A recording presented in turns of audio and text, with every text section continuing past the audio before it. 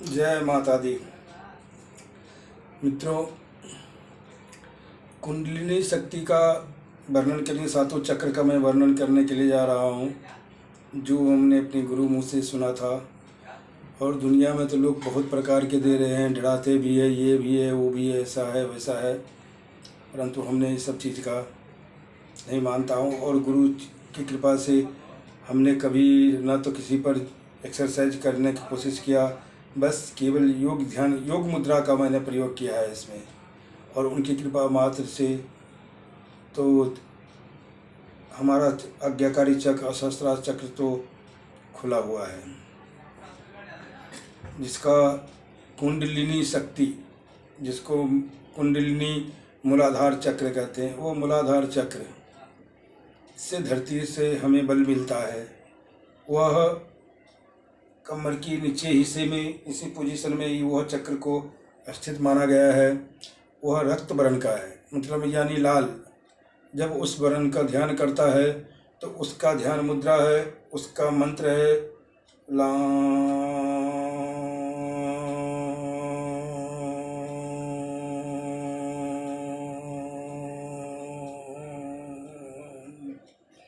तो लंबा सांस लेकर के इस चीज़ का कोशिश करें, जो ये चक्र पर में ध्यान केंद्रित करें। जो लाल गोलाकार एक चक्र है, जो चक्र धीरे धीरे धीरे चल रही है, उस चक्र को चलने से वात प्रचुरता और शरीर में बल का प्रादुर्भाव होता है। दूसरा चक्र है स्वाधिष्ठान चक्र।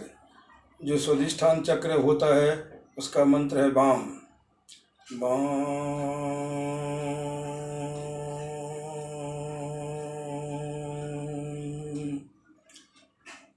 एक समय में आप जानते होंगे कि यह चक्र जो है वो पिंक कलर की है। इसका स्वामी वरुण देवता है। वरुण देवता होने के कारण यह जल स्तर का है, जो हमारे समांतक शरीर में कितने भी गर्मी हो और कितनी भी ठंडी हो, हमारे शरीर को यह गर्म के दिन में जब ऊपर से हमारी वो शरीर तप जाती है, तो हमारे शरीर के अंदर में चलनी जैसा छिद्र है। जो सारे रोए जितने हमारे शरीर में, रोए के जड़ से पसीना निकल करके हमारी शरीर को ठंडा प्रदान करता है।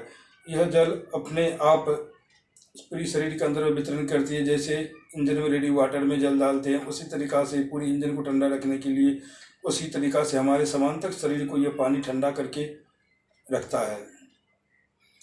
और उसके बाद आता है मणिपुर चक्र। मणिपुर चक्र हमारी नाभि के नीचे है। नाभि के नीचे है वो अग्नि देवता का चक्र है, जिसको अग्नि चक्र बोलते हैं। अग्नि उसका देवता है अग्नि, यानी पंच तत्वों में से ये तीसरा स्थान अग्नि देवता का है। उसका कारण क्या है कि कितने भी अगर ठंड पड़े और कितने भी गर्मी रहे, लेकिन वो एक समानता से काम करती है। जब देखेंगे कि संसार में इतनी ठंड पड़ रही है, फिर भी हमारे शरीर अंदर से हीट रहता है और अंदर से गर्म रहता है और मुंह से भाप निकलता है। वह अपना शक्ति तेज करता है। कुछ आदमी बोलते हैं कि सुसुप्त अवस्था मतलब यानी सोया हुआ चक्र है, लेकिन उस अवस्था में भी वो कुछ ना कुछ काम करता ही रहता है। पंच प्रकृति का है, पंच तत्वों से हमारी काया बनी हुई है, इसलिए कुछ ना कुछ काम करते रहते हैं। इसीलिए हमारे शरीर को अंदर से वो हमेशा हिट रखता है और पाचन शक्ति में काम भी करता है, क्योंकि वह हिट होने के कारण ही अन्न को गलाता है। उसके बाद आते हैं अनाहत चक्र। अनाहत चक्र का हृदय में वास होता है। उसका देवता है पवन देवता वायु। वायु के नीचे आत्मा बसती है, जिसको कहते हैं सूक्ष्म शरीर। आत्मा वह सूक्ष्म शरीर इतना बारीक है जो दिखाई नहीं देता, और वो कब निकलता है पता नहीं चलता। आदमी को जब मरने के बाद, मतलब बोलते जब मरता है आदमी तो वो प्राण के साथ ही निकलता है। लेकिन एक राई को 4 टुकड़ा कर देने के बाद एक कर्ण होती है, उस कर्ण के बराबर उसके अंदर में परमात्मा के बिंदु के समान वह आत्मा वास करता है। ना तो वो हवा उसे उड़ा सकती है, न वायु गिला कर सकती है। यह तो अचल सनातन धर्म का है, जो परमात्मा के अंश है। शरीर तो मर जाता है, लेकिन वह आत्मा कभी नहीं मरती। ये देह छोड़ा दूसरा देह निश्चय ही है। तो वो उसका रंग है ग्रीन। वायु देवता से सुरक्षित नीचे वह वायु के साथ जब आदमी को अंत्येष्टि होता है तो वायु देवता उसको साथ में लेकर वायु के साथ निकलता है वो, इसीलिए वो अंदर में सुरक्षित है, वो हमारे हृदय में वास करता है।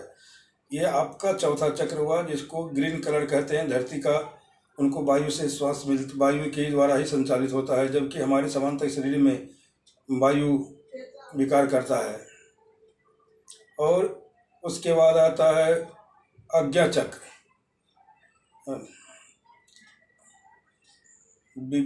मणिपुर।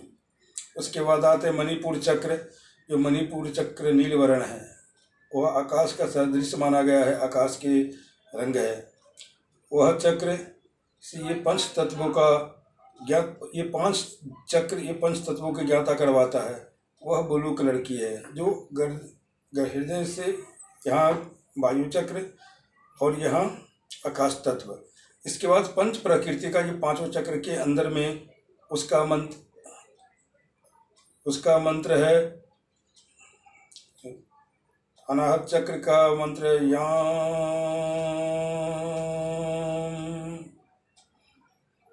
उसी तरीका से उसका भी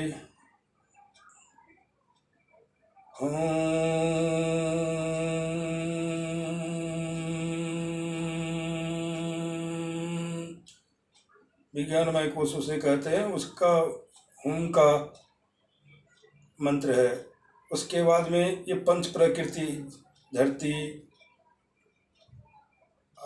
जल, अग्नि, वायु और आकाश, ये पंच प्रकृति यहाँ से लेके यहाँ तक ही पांचों चक्र का, पांचों देवता का मतलब स्थान है। उससे जब आदमी ऊपर उठता है तो उसको कहते हैं आज्ञाकारी चक्र, जो यहाँ मस्तिष्क में स्थित होता है। वह आज्ञाकारी चक्र भगवान शिव की तीसरा नेत्र भी कहा जाता है। जो वो चक्र खुलने के बाद में गुरु की कृपा से आप दूर की चीज़ देख सकते हो। कभी भी दूर की चीज़ देखने का यदि अगर होता है तो आंख बंद करके और ध्यान करके यदि गुरु को मंत्र के द्वारा आप देखना चाहोगे तो आप आराम से उसे देख सकते हो। दुनिया का कोई भी दूसरी वस्तु होते ही कभी कभी ऐसे चीज़ होते जो हम नहीं जानते और अचानक घटना घटती है, वो चीज़ दिखाई देता है। वो है आज्ञाकारी चक्र। और उसके बाद आता है सहस्त्रार चक्र, जिसका 1000 पंखुड़ी है।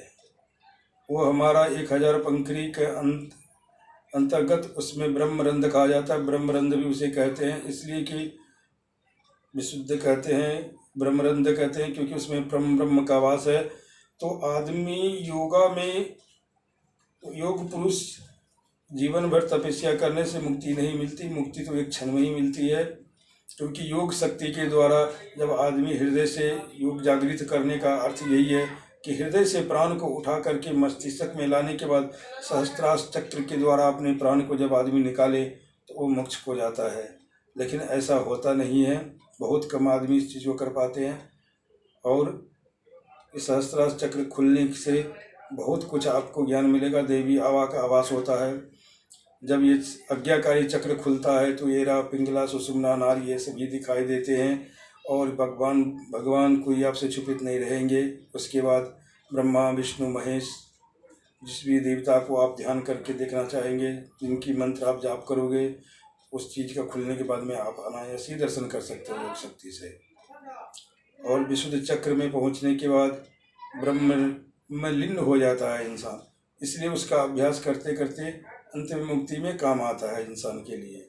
इसीलिए सहस्त्रार चक्र खुलना जरूरी होता है, जो अपने प्राण को सहस्त्रार चक्र के द्वारा निकाले।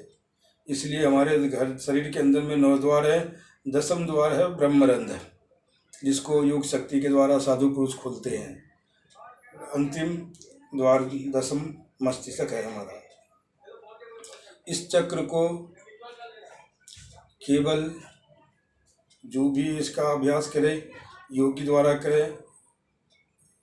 व्यायाम फयाम दुनियादारी जो बताता है आदमी, वो सबका ये प्रयोग ना करे, उसमें हमें ज्ञान नहीं है।